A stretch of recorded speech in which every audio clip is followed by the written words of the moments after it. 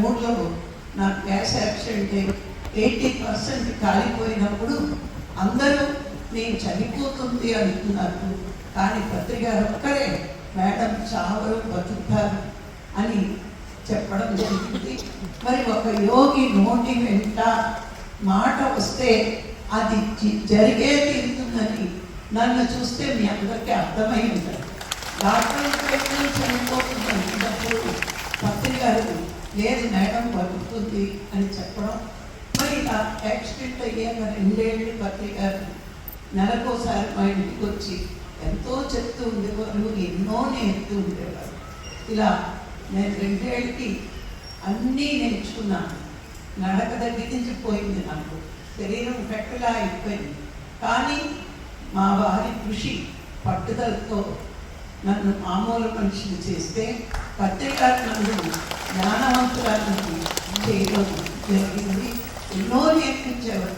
అలా 3 సంవత్సరాలు పత్రికారికి అతి దగ్గరగా ఉండి నేర్చుకున్న ఏకైక శిష్యురాలు నేనే అనుకుంటాను.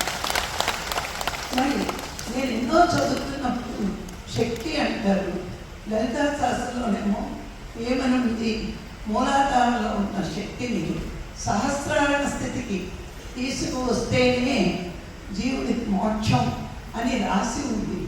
మరి ఇవన్నీ చూస్తూ ఉంటే ఇంకొంచెం ఉపనిషత్తుల్లోని చెప్తే మరి సాధన ఎంతోమంది తెలుసుకోవచ్చు.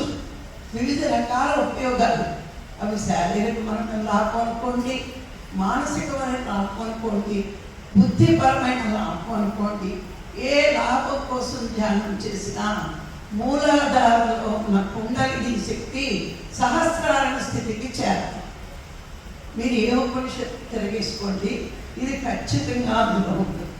ఏంటంటే ఇక్కడ మీకు 2 డౌట్లు ఉన్నాయి. ఏంటంటే శ్వాస మీదే ఎందుకు ధ్యాస పెట్టాలి, అది ఒక డౌట్. మరి జ్ఞానం ఎలా వచ్చేస్తుంది ధ్యానం చేస్తే, ఇది కూడా. ఇది అందరికీ ఉన్న డౌటే, బయటికి చెప్పాలి. మనం శ్వాస మీద ధ్యాస పెట్టనప్పుడు కుడి ముక్కు రంధ్రం గుండా ఎక్కువ, ఎడమ ముక్కు రంధ్రం గుండా తక్కువ తీసుకుంటాం. మళ్ళా సాయంత్రం అయ్యేటప్పటికి ఎడమ ముక్కు రంధ్రం గుండా ఎక్కువ, కుడి ముక్కు రంధ్రం గుండా తక్కువ తీస్తాం. దాన్నే సూర్యనాడి చంద్రనాడి అంటారు.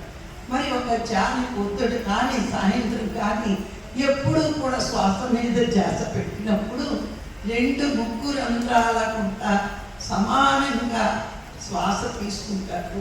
అప్పుడు మాత్రమే మన శ్వాస మూలాధారంలో ఉన్న కుండలిని శక్తిని, అదే లలితమ్మ వారిని టచ్ చేస్తుంది.